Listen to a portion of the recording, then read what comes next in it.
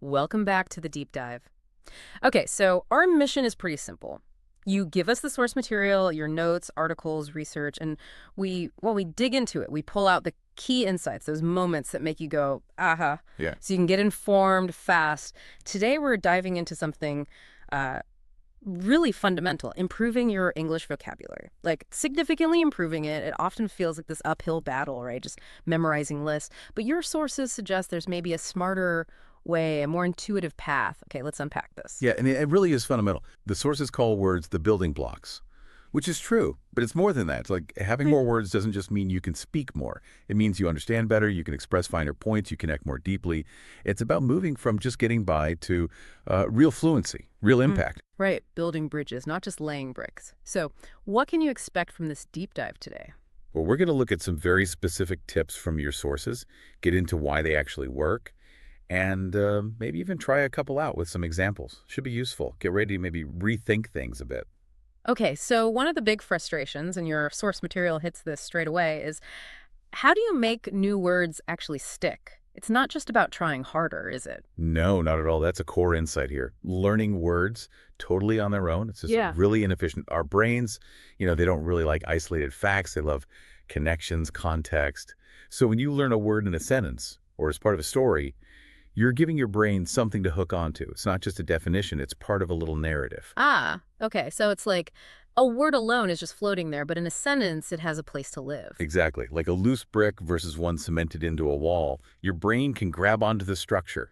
Okay, that makes sense for maybe concrete things. But what about those trickier, more abstract words? You know, the ones that aren't easy to just slot into a simple picture sentence. Do the sources give us anything for those? That's a really good point. Mm. And yeah, they do. Implicitly, it comes down to repetition, but specifically spaced repetition. You've probably heard of it. Yeah. It's not just mindlessly repeating. There are apps and systems. Yeah. They're smart. They figure out when you're likely to forget a word, Uh-huh. and they prompt you to review it right before that happens. Mm-hmm. It's super efficient for getting words, especially those abstract ones, from short-term into long-term memory. Ah, right. So it's working with your brain's forgetting curve, not against it. Precisely. Okay, interesting. And another thing the sources really pushed was grouping words by topic. That caught my eye. Why is that so helpful? It seems simple. It does seem simple, but it taps into something called semantic networks in the brain. Think of it like a spider web in your head. Every word isn't just stored alone. It's linked to related words, concepts, maybe even feelings or memories. So when you deliberately learn words related to, say, travel altogether, like passport, journey, destination, explore, you're actively building and strengthening that part of the web. It makes finding the words faster later, and you understand the nuances between them better. So you're kind of building neighborhoods of meaning in your brain. That's a great way to put it. Yeah, much more effective than just random words scattered everywhere. And a way to strengthen those connections, the sources say, is to make your own simple sentences. Actively using the word like, if I give you the word fluent. Right. Simple. She wants to be fluent in English. Perfect. Oh. Or you give me challenge. Okay. Challenge. Learning new words can be a fun challenge. See? It's out doing something with it, not just reading it. Active creation. That active part seems key. And that links to another point the sources really stress. Don't worry so much about making mistakes. Don't let that stop you. Oh, absolutely crucial. Mistakes aren't, well, they're not failures. Think of them as data. They literally show you exactly where the gaps are, what you need to work on. If you can embrace that, see them as learning opportunities, it actually speeds things up because you know where to focus your energy. Takes the fear out of it. Yeah, that's got to be a relief for a lot of people. Okay, shifting gears slightly. Visual learning, using pictures. The sources mention this too. Hugely powerful. Our brains are just wired for images. We remember pictures much more easily than abstract words. So you see a picture maybe of a really busy, colorful market, and the word vibrant is there. That connection's way stronger, way faster than just the word vibrant on its own. Right. Flashcards are great for this. Physical ones, digital ones on apps, especially if they have images. That makes total sense, the visual anchor. But what about words where one picture maybe doesn't cut it? Like words with multiple meanings, or again, those abstract ones. How do we avoid making it too simple with just one image? That's a sharp question. Visuals are great for getting started, for that first hook. But for those complex words, The sources bring us back to context and active use. So you might use a picture for the main meaning, sure, but then critically, you need to see and use that word in different sentences to grasp its different flavors. Like your example, bank, financial bank, riverbank. One picture won't do it. You need different contexts, different sentences to really get both meanings. Got it.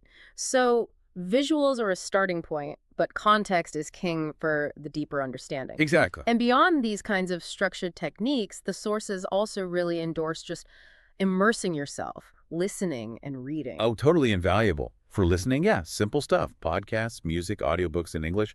The key, though, is active listening. Try to notice new words. If you can, pause and look them up quickly.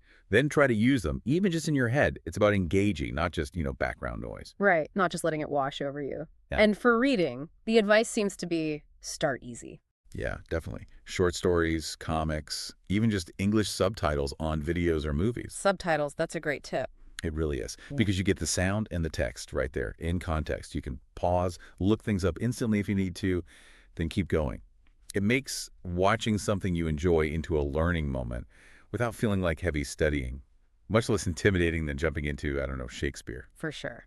Okay, we've covered some really powerful strategies here. Why don't we try to make this even more concrete? Let's take a couple of words your source material actually mentioned and apply these ideas. Instead of just definitions, let's see how we might learn them using sentences, thinking about related words. How about excited? Your source says, feeling very happy, but it's more than that, isn't it? How would you embed that using these methods? Good one. Yeah, excited isn't just happy. It's got that buzz, that looking forward feeling, eagerness.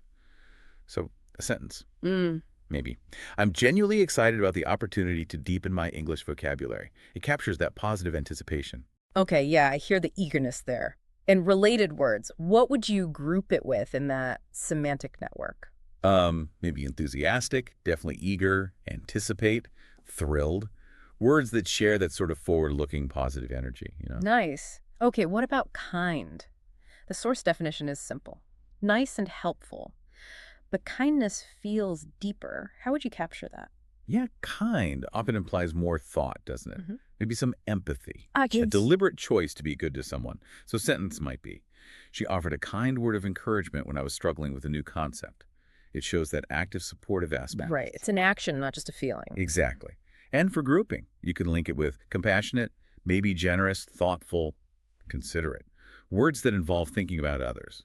Perfect. That really brings the strategies to life. So for everyone listening, take these ideas, context, repetition, grouping, active use, and really try them with the next new words you find. Practice is definitely key. All right, as we start to wrap up this deep dive, let's just quickly pull together those main strategies we talked about, the ones from your source material for really boosting your vocabulary. Think of this as your quick action plan. 1, always learn words and sentences, give them context, don't learn them alone. 2, repeat and review often, maybe using spaced repetition, make them stick long term. 3, use visuals, pictures, flashcards, apps, give your brain that visual hook. 4, listen actively to English every day, immerse yourself. And 5, read easy stuff to start, like books or subtitles. Make it accessible. Yeah, and if we connect this to the bigger picture, these aren't just random tips. They work together. They represent a more brain-friendly way to learn language. Their power isn't complexity. It's doing them consistently. Knowing this stuff is one thing, but actually applying it day in, day out, that's where you'll see the real difference in your language journey. Consistency matters. Absolutely. And maybe the most sort of encouraging philosophy that came out of your sources is this. Real improvement isn't about some crazy goal like learning 100 words tomorrow. It's about the much more doable, sustainable habit of learning just 1 or 2 new words every day. And crucially, using them. Right. And building on that, the source also had that great bit of encouragement. Don't fear mistakes. Keep trying, keep speaking, keep smiling. Which brings up a final question for you to think about, maybe mull over. How might focusing on just 1 or 2 new words each day, that consistent small-scale learning and actually daring to use them right away, even if imperfectly, how might that really transform things? How could that unlock totally new conversations and connections for you? Something to definitely consider. Thanks for joining us for this deep dive into improving your English vocabulary. Keep learning, keep growing, and we'll see you next time.